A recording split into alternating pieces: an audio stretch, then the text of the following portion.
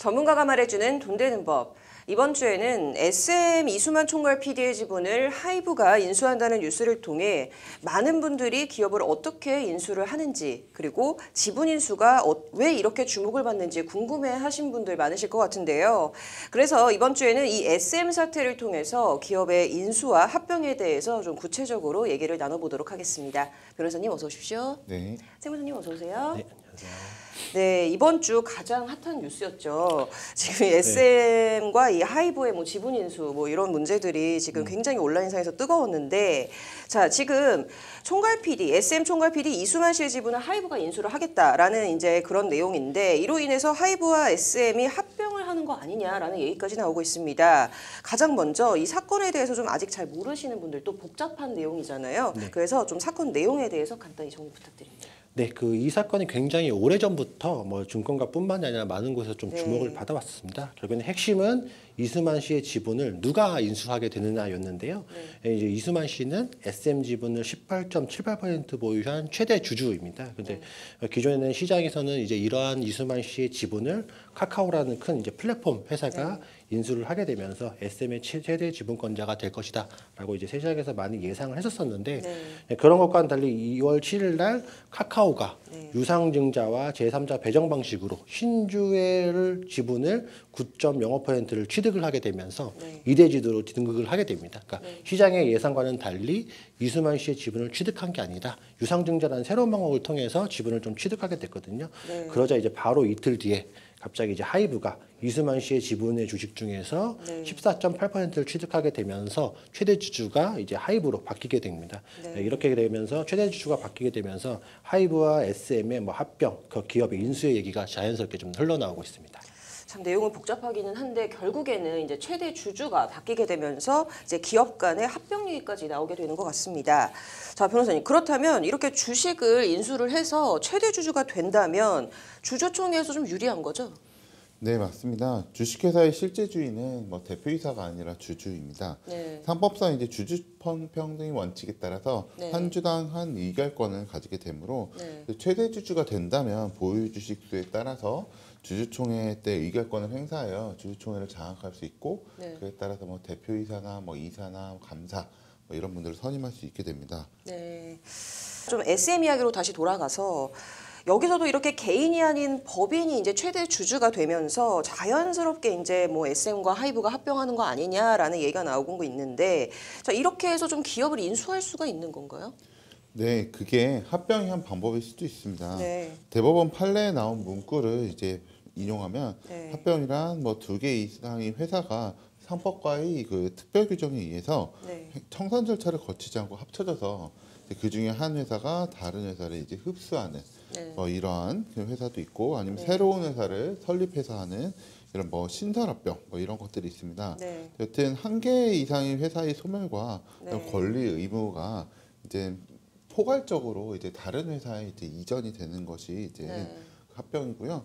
다만 이제 또 다른 유형이 있을 수가 있는데, 보통 이제 조금 더 쉽게는 이제 다른 회사의 주식을 우리가 다 가져오게 되면, 또는 뭐 일정 수준 이상 가져오게 되면 그 회사의 경영권을 이제 다 장악할 수 있게 되는데, 뭐 이런 경우에는 이제 합병이라기보다는 이제 인수다.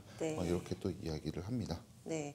자, 기업 인수에도 좀 다양한 방법들이 있는 것 같습니다. 자, 일반적으로 저희 가장 많이 알고 있는데 합병도 여기에도 좀 여러 방법이 있나 보네요.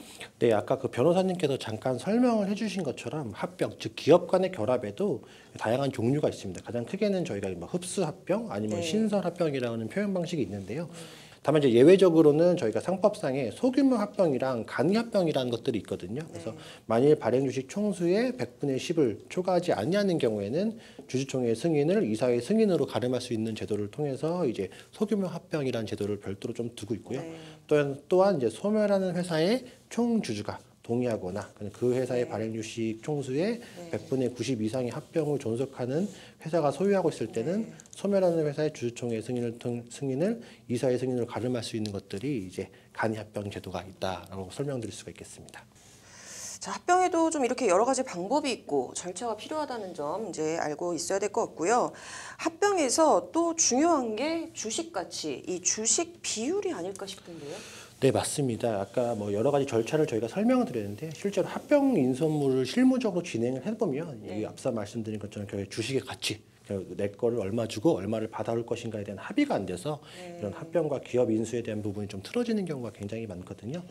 저희가 뭐 가장 대표적인 예가 이재용 씨의 삼성 승계 과정에서도 과연 이제 삼성물산의 주식 가치와 제일모직의 주식 가치, 즉 합병 비율이 어떻게 되느냐가 가장 큰 이슈가 되었던 게 한 가지 예로 말씀드릴 수가 있겠습니다. 그래서 그 상장법인들 간의 합병에서는 그 자본시장법이라는 별도의 그 법률에서 합병 비율을 산정하는 기준이 어느 정도 명시가 좀 되어 있습니다.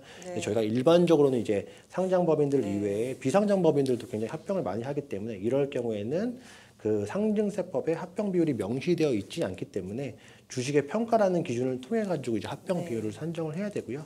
실무상 상속세나 증여세법에 있는 주식가치 평가 방법은 아무래도 이제 과거의 수치를 기준으로 평가하는 방법이기 때문에 그 외에 다양한 이제 합리적인 기준을 통해서 이렇게 주식가치, 주식 비율을 산정한다라고 말씀드릴 수가 있겠습니다.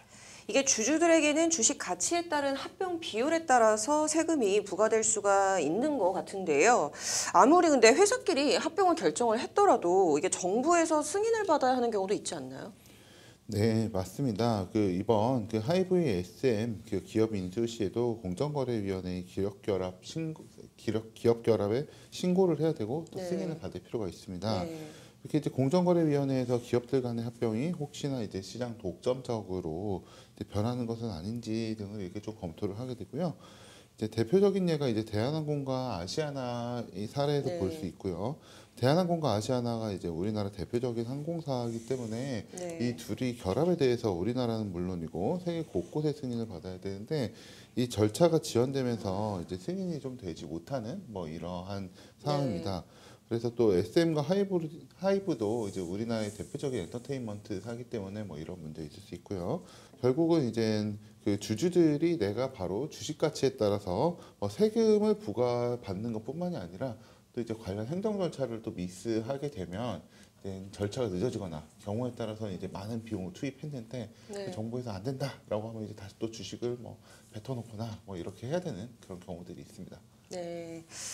자, 이번 주에는 SM 사태를 통해서 기업 인수 그리고 합병에 대해 알아봤는데요. 다음 주에도 더 유익한 컨텐츠로 찾아뵙도록 하겠습니다. 감사합니다.